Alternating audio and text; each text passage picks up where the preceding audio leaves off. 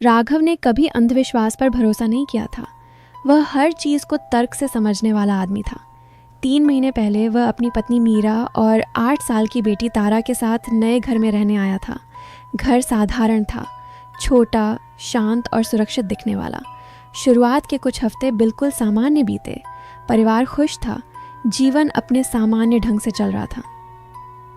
फिर एक रात राघव की नींद अचानक खुल गई।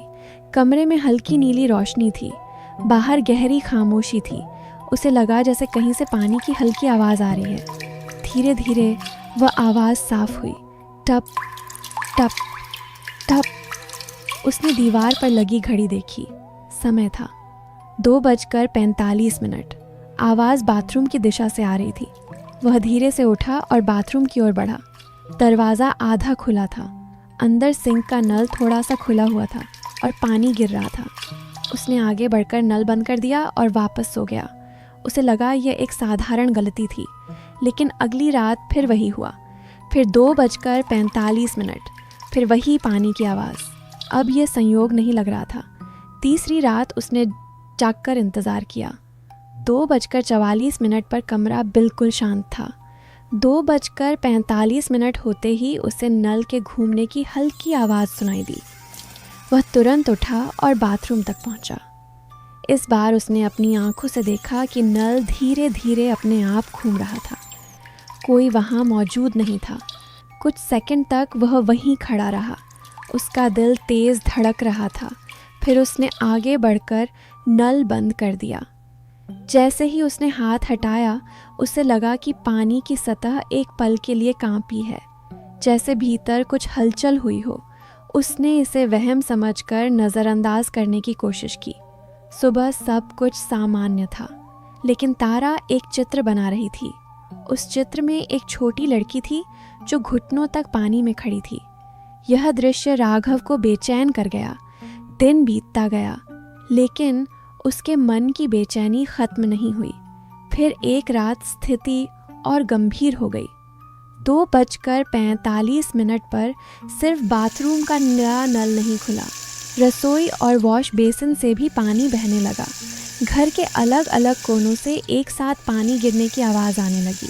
राघव एक एक करके सभी नल बंद करता गया, लेकिन तभी उसने फर्श पर कुछ देखा। गीले फर्श पर छोटे छोटे पैरों के निशान बन रहे थे, जैसे कोई बच्ची अभी अभी पानी से निकलकर चली हो। निशान बाथरूम से शुरू हुए और धीरे धीरे तारा के कमरे की ओर बढ़ने लगे। राघव का दिल जोर से धड़कने लगा। वह तुरंत तारा के कमरे में पहुंचा। तारा गहरी नींद में थी, लेकिन दरवाजे तक गीले निशान मौजूद थे और फिर अचानक वे निशान गायब हो गए। अगले दिन पड़ोसी से बातचीत के दौरान एक पुरानी सच्चाई सामने आई। इस घर के नीचे कभी एक पुराना कुआं हुआ करता था। कई साल पहले एक छोटी लड़की उस कुएं में गिर गई थी। उसकी लाश कभी नहीं मिली। बाद में कुएं को बंद कर दिया गया और उसके ऊपर यह घर बना दिया गया। अब सब कुछ जुड़ता हुआ लग रहा था, पानी, निशान और तारा का चित्र। उस रात फिर 2:45 पर बाथरूम की ज़मीन से हल्की दरार की आवाज़ आई। नीचे से पानी रिसने लगा। पानी की सतह में कुछ पल के लिए एक चेहरा उभरा, एक छोटी लड़की का चेहरा, भीगा हुआ, डरा हुआ, अधूरा। उस क्षण राघव समझ गया कि यह किसी डर का खेल नहीं था, यह किसी अधूरी कहानी की पुकार थी। अगले दिन उसने बाथरूम का फर्श तुड़वाने का फैसला किया। नीचे पत्थरों से ढका एक पुराना कुआं मिला। मिट्टी हटाने पर उसके अंदर एक छोटे कंकाल के अवशेष मिले। सालों पुरानी सच्चाई सामने थी। उस बच्ची का अंतिम संस्कार पूरे सम्मान के साथ किया गया। उस रात 2:45 पर कोई आवाज़ नहीं आई, कोई नल नहीं खुला, कोई कदमों के निशान नहीं बने। घर पूरी तरह शांत था। धीरे धीरे घर का माहौल सामान्य हो गया। कुछ दिनों बाद तारा ने बताया कि अब वह लड़की दिखाई नहीं देती। राघव ने यह सुना और उसे महसूस हुआ कि अब सब पहले जैसा हो चुका है। उस रात 2:45 पर घड़ी ने समय दिखाया, लेकिन घर पूरी तरह शांत था।